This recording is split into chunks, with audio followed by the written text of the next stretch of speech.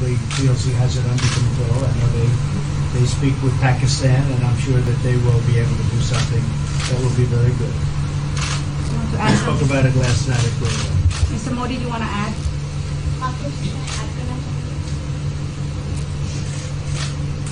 भारत और पाकिस्तान के बीच कई बायलैटरल इश्यूज हैं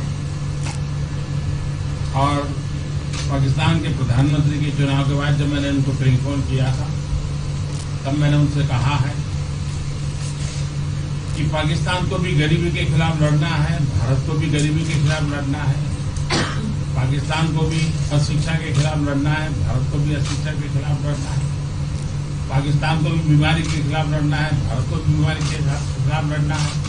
हम दोनों देश मिलकर के गरीबी के खिलाफ लड़ें, हमारी असुविधाओं के खिलाफ लड़ें और हम मिलकर के दोनों देश की आवाम की भलाई के लिए काम करें।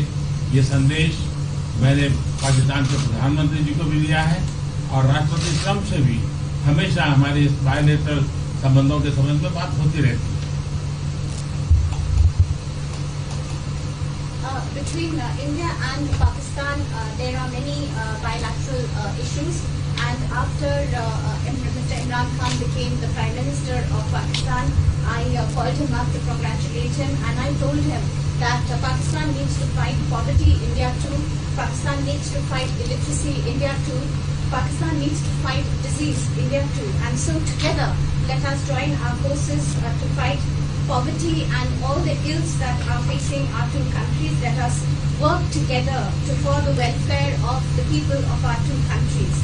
And this is the message that I keep giving my counterpart in Pakistan. Along with President Trump, we also keep talking about the different bilateral issues between us. Mr. Modi, would you like to have President Trump be involved in negotiating between Pakistan and India? Bharat और पाकिस्तान के सारे issues bilateral हैं और इसलिए हम दुनिया के किसी भी देश को इनके लिए कष्ट नहीं देते हैं और मुझे विश्वास है कि भारत और पाकिस्तान जो 1947 के पहले एक ही थे, हम मिलजुल करके हमारी समस्याओं पर चर्चा भी कर सकते हैं और समाधान भी कर सकते हैं। India and Pakistan have all the issues are of bilateral nature, and we do not want to give pains to any country in the world to in fact try to do anything in this, because these issues are bilateral. And I trust that before 1947, when we were one country, that even afterwards we can find solutions through discussions. Mr. President, is that offer still on the table?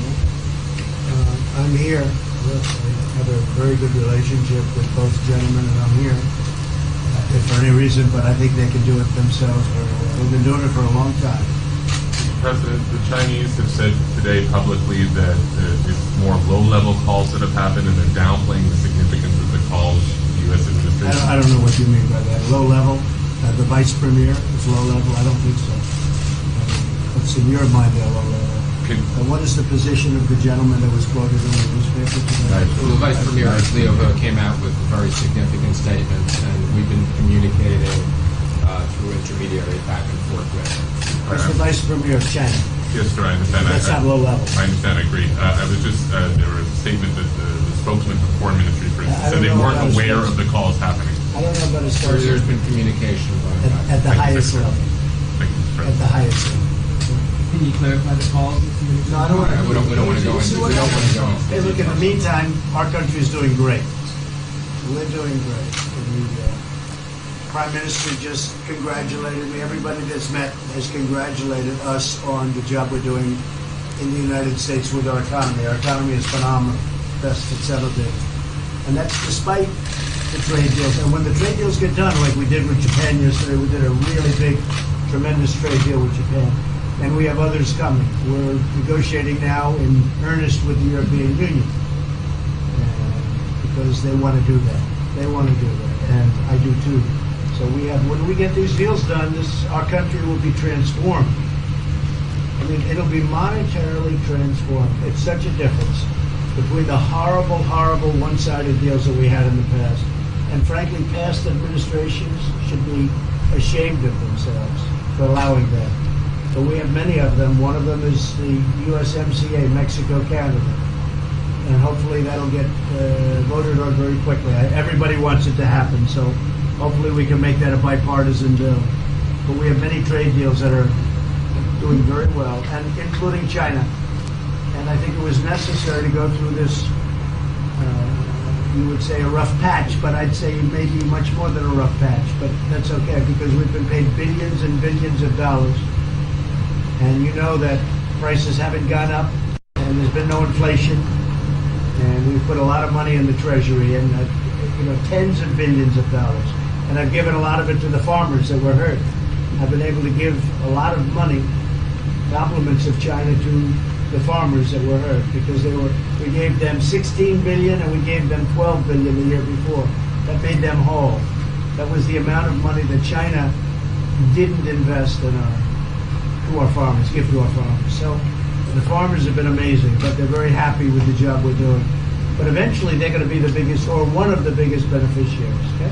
Mr. President, did you attend the climate session? Say it? Did you make it to the climate session? Were there any conclusions that you should I'm going to. In fact, it's going to be our next session. So we haven't had it. Do you have a message that you would like to deliver to? No, I want clean air and clean water.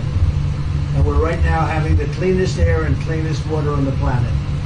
But that's what I want. I want absolutely clean air and clean water. Mr. President, just briefly back on China, we saw the comments from you about wanting calm. Calm. Calm, exactly. Just wondering if you could clarify what you meant about the call. Was that with lighthearted? I don't want to talk about calls. We've had calls. We've had calls at the highest levels. But I don't want to talk about that. But the Vice Chairman put out a statement last night that was a statement and saying that he wants to make a deal and he wants calm. And I think it's a very good word to use. Calm. Not a word that I use that often, but it's a good word to use. And I think it's one of the reasons that's a great country. I mean, they understand. I think that message also helps with respect to Hong Kong.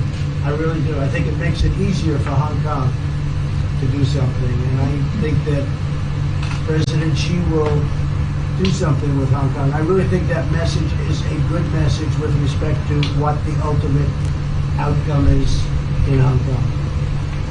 Very, very positive message. And we appreciated it. We appreciated it. What else?